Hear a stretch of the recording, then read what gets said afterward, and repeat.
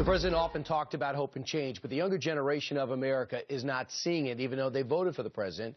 A new study shows 80% of 27-year-olds in the United States are in some form of debt, whether it's from student loans, credit cards, or mortgages. Millennials are also living with their parents in record numbers.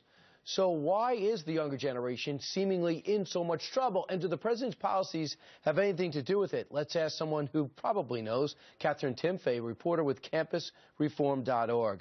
Katherine, what is your sense on this study? Does this seem right to you from the people you talk to? Not at all.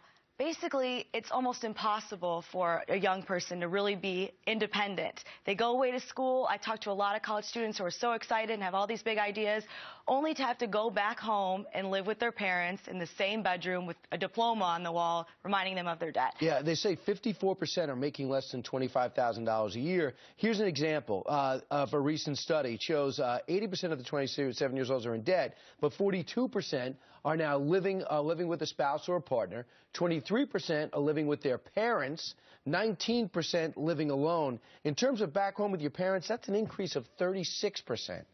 That's huge, and Obama doesn't really seem to be doing anything to want to change that. He keeps offering handouts. He says if you're 20 or younger than 26, such as myself, you're an adult child, you can stay on your parents' insurance. Don't worry, I'll take care of you. I want a president who believes in the abilities of young people, not just saying, don't worry, I won't leave you because I know you need me. Seems kind of arrogant. Right. So if you take a study of 26-year-olds who are hard to catch up to, but they say this: 60% have student loans.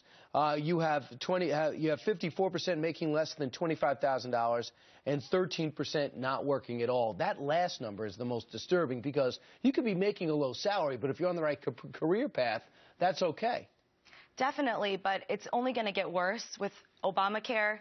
Is designed to make young people pay for it, for young people who are healthy to pay for the older and sicker.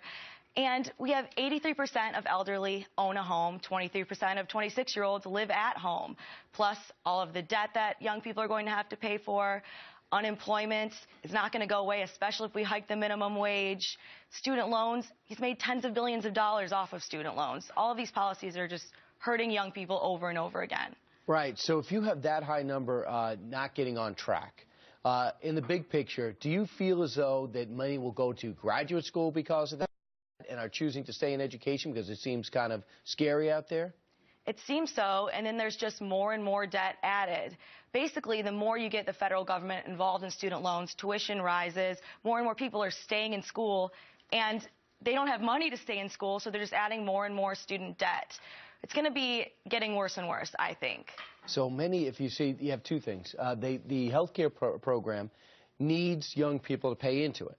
However, you could also stay in your parents' insurance until you're 26.